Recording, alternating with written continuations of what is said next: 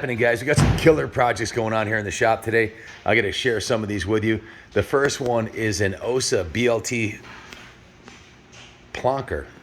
Kind of a strange name, and that doesn't stand for bacon, lettuce, and tomato. But check out the suspension system on this thing. This is like the first attempt back in the early 70s of doing a linkage mono, kind of like a uni-track, but it's actually twin shocks. Very cool. This is back when suspension was changing by the moment.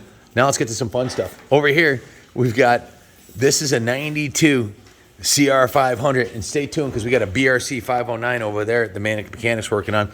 The Wizard's been building this one here. This is a all aluminum, built500.com block and crank. Very special build on a 92 powder coated CR500 frame. The suspension was just sent out to factory connection and completely redone. It's got Takasaga SL rims, polished swing arm. So this is going to be a really kick-ass, one of the best steelies we've done yet. Definitely up on the podium. Aluminum subframe, factory connection shock, the best of everything on this one. So the next one over is a Yamaha YZ125. This is an 09 that we bought from a guy out of California. Unfortunately, he passed away like a week after we bought his whole collection. I think he knew he was dying. He called us and said, "Hey guys, I got to sell my collection quick here." And we got a call a week and a half later. He was dead, but we purchased this, and this has got some serious bling on it. And this thing's really, really low hour, mint frame rails. You just don't find 09s this clean. Original rims are perfectly straight. Really sweet YZ. So these are coming down the pike.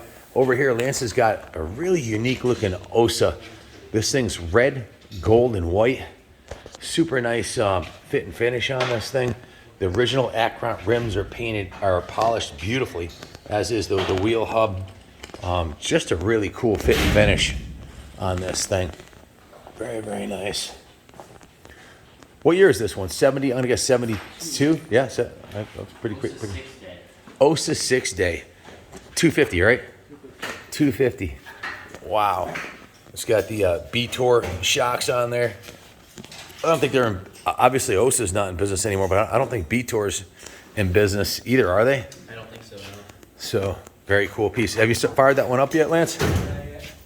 Look how organized all the tools are. He's got every tool you possibly could need.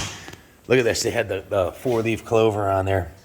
And as I came in here this morning, I was like, I got to share with these guys what's going on here because it's so cool not to share with wouldn't be cool not to share this. Unfortunately, Junior's not here right now. So, I wish we had documented this build. If you haven't seen the last one, the Manic Mechanic just built the second 2023, I think in the United States, the second, I haven't heard of anybody else build one, 2023 BRC500R. Did the second one go a little smoother, a little faster than the first one? It did, yeah.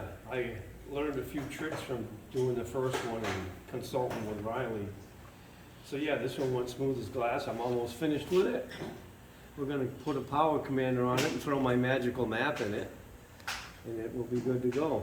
Yeah, Jeff spent a great deal of time on the mapping of the DynoJet Power Commander 6. Kind of a story behind that. I'm not sure we want to get into it right now, but on a high level, the best map that they had, BRC had a glitch in it, and it was a little down on power in the 2 to 4,000 RPM range. And with this new map that Jeff has come up with, there is no glitch. It's the best torque delivery of any 500 I've ever ridden, Junior's ever ridden, right off idle. These bikes, guys, these are really next level. I don't want to say too much because we're going to do a whole exclusive video on this one here, but this is the second build, and all the issues we had with the first one with the mapping, Jeff's already figured out the solution. So you spent pretty much you were out there for hours mapping that. I spent a day on it, yeah. Mapping. Now all I do is walk down there with the brand new Power Commander, plug it into my information down there, download the map that I did for the other one, come back and plug it into this bike, and it should run perfect. You know, the dyno reflected the change, and you could see it moved the glitch. It was less of a glitch, and it was much lower down, like in 1,000 to 2,000 RPM range.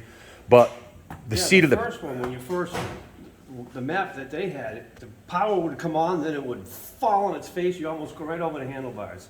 it had such a big dip in it, but we worked that out, put it way down low. For me, it was more when I tried to wheelie. I couldn't wheelie up the driveway safely because that's like it's the Like hill a that I light test the switch, torque. on and off power. Yeah, the power would go down and then it would go right up, and the dyno reflected that. But the dyno doesn't reflect, in my opinion, to the full extent how good this motor is with the new map. It's showing 56 rear wheel horsepower, which is about 4 more than a healthy CR500, 4 more than a new CRF450 on our dyno, about 10% more, almost 30% more torque, a lot more torque. But it's just such a fun bike to ride because it has literally no vibration. It's a counterbalanced single cylinder 2-stroke. It's fuel injected, the map's dialed in, and it's got a 6-speed. So when you're cranking down the road 65 miles an hour, you bang 6th gear and this thing just pulls. Awesome, awesome bike.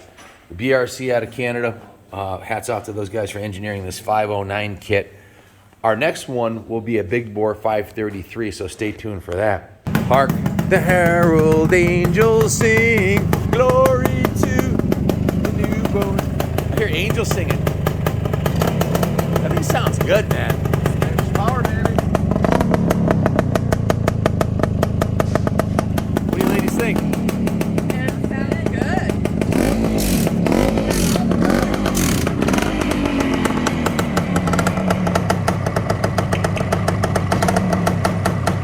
Very cool. We'll have to have our resident trials expert do a demo on this one. Sounds good, Jimmy. You gonna do a little demo for us? Pop a wheelie? That's Uncle Billy.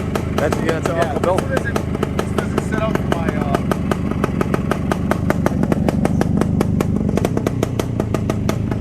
BSA Cafe Racer, Sox Pen, Junior's new electric bike franchise.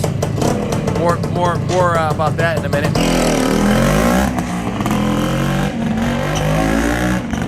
Wow, that thing sounds good.